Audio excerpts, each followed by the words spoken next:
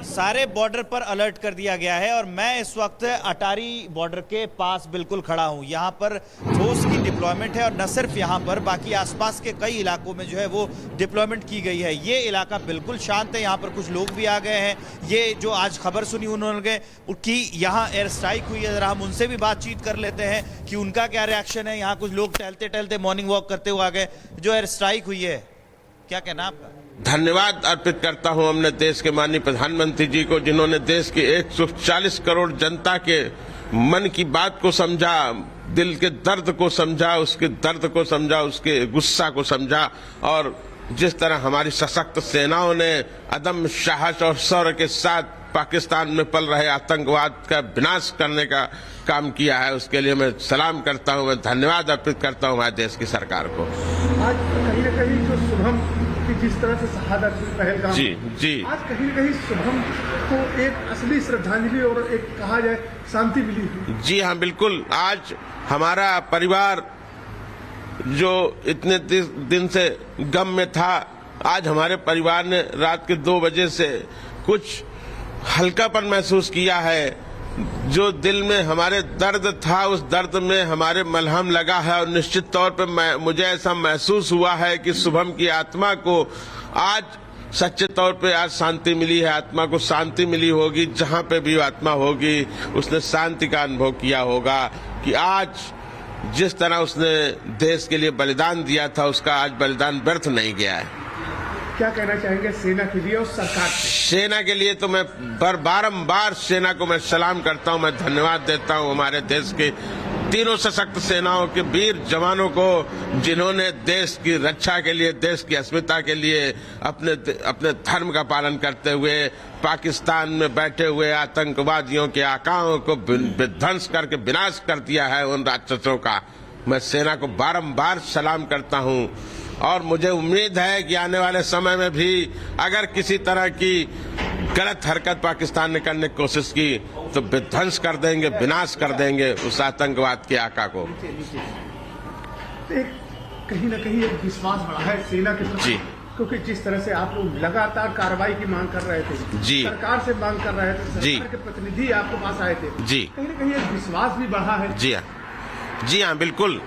मैं पहले दिन से सरकार से, माननीय देश के माननीय प्रधानमंत्री जी से मांग कर रहा था कि छोटी मोटी कार्रवाई से नहीं, मिलिट्री ऑपरेशन, सेना की कार्रवाई से ही इस तरह के राक्षसों का, इस तरह के दुष्टों का विनाश करके ही आतंकवाद पे काबू पाया जा सकता है।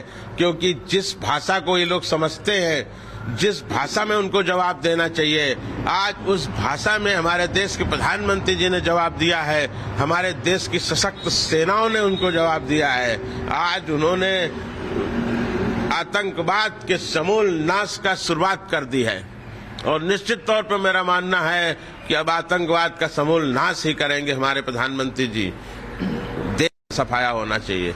आतंकवाद बिल्कुल बर्दाश्त नहीं है किसी भी मुल्क में, किसी भी देश में, चाहे वो हमारा देश हो या कोई और देश। एक आगे क्या चाहिए? निश्चित तौर पे आतंकवाद पे निर्णायक कार्रवाई का जो दौर शुरू हुआ है जारी रहना चाहिए, इसमें रुकावट नहीं आनी चाहिए। और जहां जहां भी हमारी सेना को, हमारी सरकार को ये लगे कि इस जगह से आतंकवाद के बीज का पुनरोपण हो रहा है, आतंकवाद का प्रशिक्षण शिविर या इस तरह के आतंकी शिविर दोबारा न चालू होने पाए और चालू होने से पहले ही उनको समाप्त कर दिया जाए। बिल्कुल आतंकवाद का समूल विनाश होना चाहिए। पूरे इस देश का 140 करोड़ देशवासी आज निश्चित तौर पर गर्व का अनुभव कर रहा है। आज उसकी पीड़ा में मलहम लगा है, आज उसके दर्द, उसके जख्मों में मलहम लगाने का काम किया है हमारे देश के माननीय प्रधानमंत्री जी ने, माननीय गृह मंत्री जी, माननीय रक्षा मंत्री जी। मैं सबको बारंबार धन्यवाद देता हूं और बारंबार अपने देश की सशक्त सेनाओं, सशक्त सैनिकों को सलाम करता हूं, उनके साहस के लिए, उनकी वीरता के लिए और उनके धर्म रक्षा के लिए, देश और राष्ट्र की रक्षा के लिए।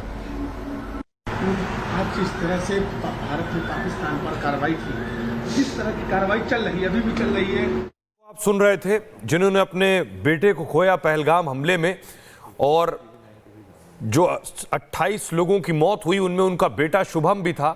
उन्हें जब जानकारी मिली कि पहलगाम हमले का बदला भारत ने उन आतंकियों की कब्र खोद कर लिया है वहीं एयर स्ट्राइक के जरिए, तो वो अपने जज्बात साझा कर रहे थे। हमारी टीम बॉर्डर पर मौजूद है जैसलमेर में, जम्मू कश्मीर में। जतिन भी हमारे साथ मौजूद है। जतिन, अब जरा बताइए, लोगों को पता चल रहा है, वक्त हो रहा है 6 बज रहे हैं और स्ट्राइक के बाद जानकारी मिली लगभग 1:30 से 2 बजे के दरमियान, तब पूरा देश लगभग सो रहा था।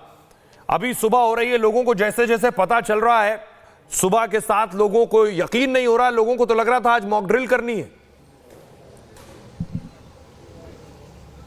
बिल्कुल, देखिए सुबह से ही इस तरीके की प्लानिंग थी और हर जगह थी, ना सिर्फ जम्मू कश्मीर बल्कि पूरे देश में, कि आज हम मॉक ड्रिल करेंगे, अगर ऐसी सिचुएशन आएगी तो किस तरीके से खुद को बचाना है, मैनेज करना है। लेकिन किसी को इस बात का आभास नहीं था कि रात को इतना बड़ा जो मिसाइल हमला है वो पाकिस्तान पर भारत कर देगा। कहीं ना कहीं आप जो विक्टिम परिवार थे उनकी बात भी सुन रहा है, हर कोई ये कह रहा है कि हल्का फील हो रहा है। हालांकि जो कमी हुई, जो नुकसान हुआ, उसको कोई भर नहीं पाएगा, लेकिन बदला बहुत जरूरी था। और ये जो भी मिसाइल हमला हुआ है वो एक तरीके से आतंकवाद के ऊपर हमला है। भारतीय सेना लगातार ये बोल रही है कि हमारी लड़ाई किसी व्यक्ति विशेष से नहीं है, हमारी लड़ाई सिर्फ और सिर्फ आतंकवाद से है। और जिन 9 जगहों पर स्ट्राइक किया गया, वो 9 जगह वही टेरर कैंप थे, वही टेरर हाइडआउट थे जो लगातार भारत के अंदर आतंक विरोधी गतिविधियों को बढ़ावा देते थे। ये नाम कौन से हैं? मसूद अजहर नाम है, हाफिज सईद नाम है, तला सईद नाम है, जरगर नाम है। ये वो लोग हैं जो लगातार पाकिस्तान ऑक्यूपाइड कश्मीर, यहां तक कि भावलपुर जैसी जगह जो कि पाकिस्तान के अंदर आता है, लाहौर से तकरीबन 40-50 किलोमीटर दूर है, वहां पर बैठकर साजिश रचते हैं, आईएसआई के साथ मिलकर साजिश रचते हैं और किस तरीके से आतंकी गतिविधियों को भारत के अंदर अंजाम दिया जाता है। कहीं ना कहीं ये उसके पर हमला है और उसके देखते हुए 30 से ज्यादा कैजुअलिटी की जो बात है वो की जा रही है। मेरी मौजूदगी श्रीनगर एयरपोर्ट पर है। हालांकि डिफेंस एयरपोर्ट है, सिक्योरिटी बहुत टाइट है, पूरे तरीके से इस एयरपोर्ट को कमर्शियल फ्लाइट के लिए बंद कर दिया गया है और आने वाले समय के हिसाब से आगे जो मूवमेंट होगी वो साफ तौर पर फाइनलाइज किया जाएगा। लेकिन ये ऑपरेशन किस लिहाज से महत्वपूर्ण है? ऑपरेशन इस लिहाज से महत्वपूर्ण है क्योंकि हमारी तीनों सेना का ज्वाइंट ऑपरेशन था। एयरफोर्स का जितना कंट्रीब्यूशन था उतना नेवी का कंट्रीब्यूशन था, और जितना नेवी का कंट्रीब्यूशन था उतना बॉर्डर पर तैनात हमारी जो फोर्सेस है, जो थल सेना है, उनका कंट्रीब्यूशन था। हुआ क्या, 12:30 बजे के आसपास जो भी इनिशियल जानकारी मिल रही है, ऑपरेशन सिंदूर की शुरुआत होती है। तमाम जो तीनों फोर्सेस हैं उनको अलर्ट पर रखा जाता है, काम उनसे जो टास्क दिया जाता है वो टास्क विक्रांत से कुछ का हेडक्वार्टर तबाह हो गया है। एक बड़ी खबर, और ये इंटरनेशनल बॉर्डर से 100 किलोमीटर के अंदर है, घुसकर मारा गया है। भावलपुर, जिसे बराबर चर्चा में आपने सुना देखा, लेकिन अब जो खबर है उसे भी ध्यान से सुनिए। भावलपुर में जैश के हेडक्वार्टर तबाह कर दिए गए, तस्वीरें सामने आ गई हैं। यानी कि जहां से आतंक पैदा किया जाता था उसी शेल्टर को उड़ा दिया गया। इंटरनेशनल बॉर्डर से 100 किलोमीटर अंदर घुसकर मारा गया है। फिलहाल तस्वीरें आप देख पा रहे हैं, और कई ऐसी तस्वीरें जहां से आतंक के खात्मे की शुरुआत हो गई है, और पूरी तरीके से, पक्के तरीके से, मुहर के साथ। कल तक हम बंकर दिखा रहे थे, आज भयंकर दिखा रहे हैं। इंटरनेशनल बॉर्डर से 100 किलोमीटर अंदर घुसकर मारने की जो एक ताकत है वो भारत में है। शांति की अपील हो गई, लेकिन अब याचना नहीं, रण होगा, जीवन या मरण होगा, और इसी सिद्धांत पर आगे सभी बढ़ रहे हैं। और इस बीच बड़ी खबर आपको बता दें, मुरीदके में लश्कर का कैंप तबाह हुआ है। सांबा से 30 किलोमीटर दूर मुरीदके 26/11 आतंकियों की ट्रेनिंग इसी मुरीदके में हुई थी। मुरीदके लश्कर का हेडक्वार्टर है, यहां हाफिज सईद का अड्डा समझ लीजिए मुरीदके में, उसे तबाह कर दिया है भारतीय सेना ने। और 26/11 का भी बदला ले लिया, इसे इससे भी जोड़कर दो देख सकते हैं।